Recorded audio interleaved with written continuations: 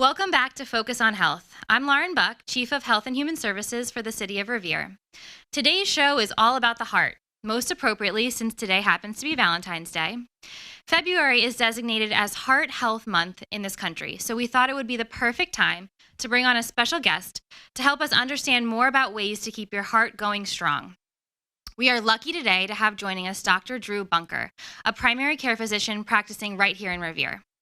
But before I bring on Dr. Bunker, I wanted to share some fun facts about the heart to get us started. For instance, did you know the size of the human heart?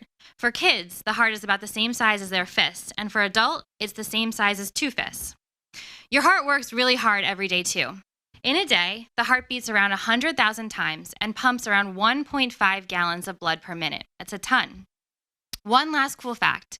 It's been scientifically proven that laughter is good for your heart. Laughter causes the inner lining of your blood vessels to dilate. This in turn makes your overall blood pressure lower, which means your heart doesn't have to pump as hard to get blood to your organs. Just another example of how sometimes laughter really is the best medicine. Okay, now it's time to introduce our special guest, Dr. Bunker. Dr. Bunker is a primary care physician who practices out of the MGH Revere Clinic on Broadway. He also happens to be the chair of Revere's Board of Health, so I get to work with him quite a lot. Welcome, Dr. Bunker. How are you? Doing great, Lauren. Thanks for having me. Thanks for joining us. So I'm going to ask you some questions that I think would be great for our Revere community to know.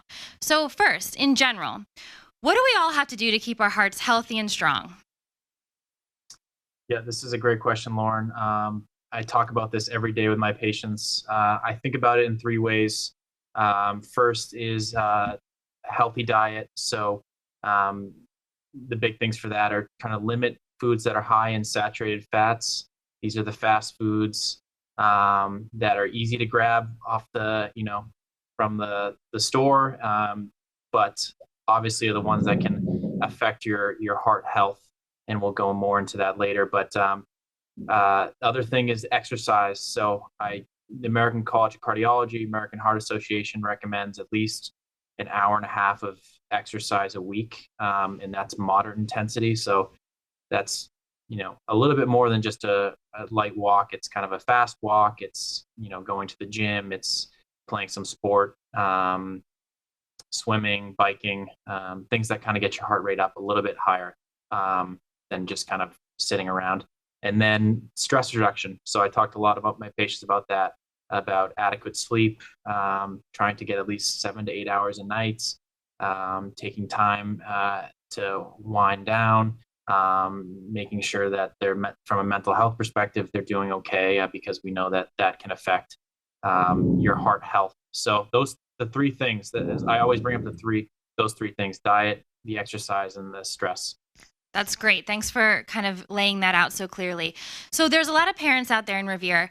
Is there anything that parents can do for their kids right now to make sure they're setting them up for success in terms of heart health for later on in life, and even to make sure that their kids' hearts are as healthy as they can, even in childhood?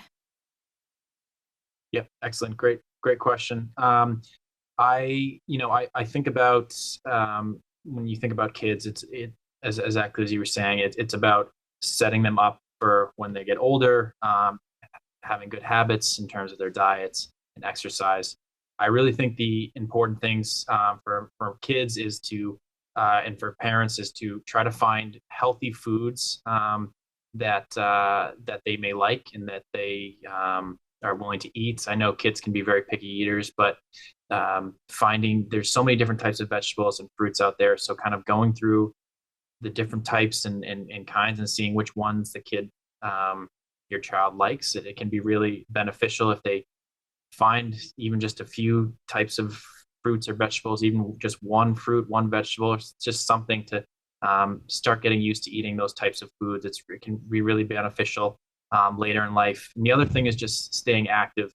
I think as a kid, it's easy these days to just sit in and play video games or watch TV, but really trying to be active every day, do something, find something you're interested in. Sports, it doesn't have to be sports. There's other things to do. There's, a lot of other ways to stay active, dance, martial arts, all sorts of things that you can do, but trying to be active every day. These things can really benefit you in the long term, just from a health perspective, than just developing those healthy habits. Yeah, that's great advice. Um, let's talk more specifically about some other things related to heart health. These are words that we all hear about: cholesterol and blood pressure. How do these things tie into overall heart health, and what are we kind of looking for in terms of kind of everyday activities to make sure we're keeping those things under control and in the right range? Yeah, absolutely. So yeah, when we think about heart health, the two biggest players are the cholesterol and blood pressure. Those two factors are very important in our heart, and are something that we monitor in the medical field. We always make sure that someone's cholesterol is in a normal range, that their blood pressure is a normal range, and lifestyle is a big part of that. So I when I think about both of cholesterol and high blood pressure, I think about a diet that will help keep these things in check. So for a blood pressure perspective, I think about salt intake. So salt, although is great for food and tasting, it can have effect on blood pressure and cause people's in excessive amounts can cause people's blood pressure to be high. So limiting salt intake in general is a good thing. And so from that, and also eating food that is not high in salt is also an important thing. And that goes true for the diet for cholesterol. So thinking about eating healthy types of foods that will lower cholesterol. These types of foods are fruits and vegetables. These are healthy oils, olive oil. These are healthy nuts, peanuts, almonds. These are healthy proteins, fish. These are all things that can lower cholesterol. And then kind of being careful to stay away from things that can elevate cholesterol. And those types of things are dairy products like cream, cheese, fatty meats such as pork, steak, and sweets, also ice cream, Hmm. unfortunately. These kind of things can affect your cholesterol. So there's things that you can eat that can lower it, and there's things that can make it higher. So diet's important part of it, and then exercise also important part of it. Exercise both reduces blood pressure, it also reduces cholesterol. So I talk about kind of both those things with my patients. When I talk about, okay, you want a healthy heart, well, let's do those two things. Um, yeah. That's great to know. Yeah, I think some of the tricks that the medical profession kind of thinks about is, there's lots of sneaky places where you can find salt in food. A lot of those processed foods that are easy to heat up, that are quick, they've got a lot of salt to them. Some of the frozen food aisles potentially, but you can also find great things in the frozen food aisle. You can find fresh veggies that just happen to be frozen. So you really kind of have to look at what you're picking out at the grocery store.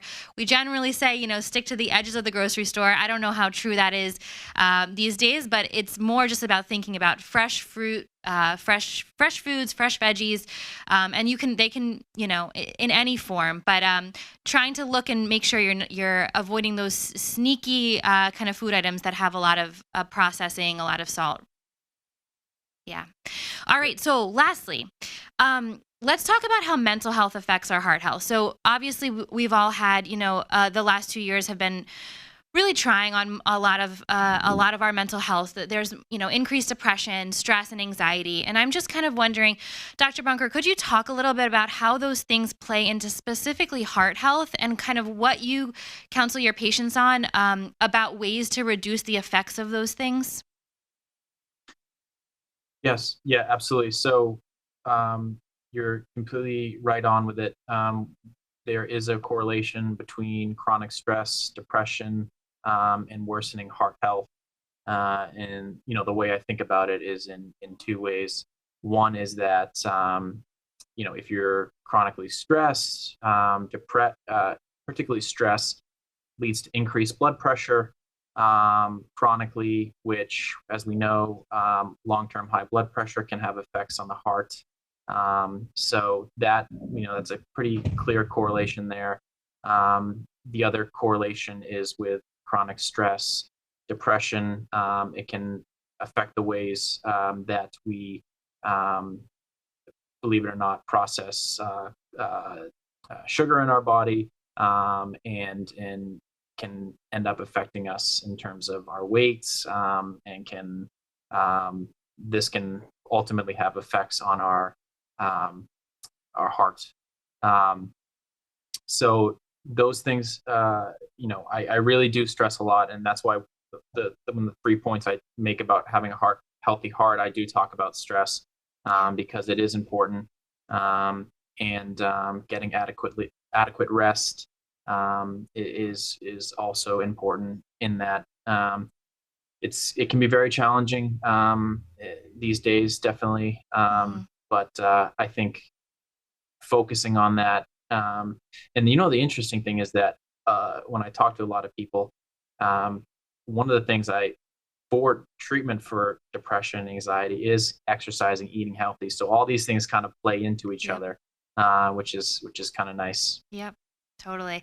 It all kind of ties into overall health, but specifically, we wanted to focus on heart health this month. So I hope everyone out there has learned a little bit more about things we can all do to make sure we're staying heart healthy this month.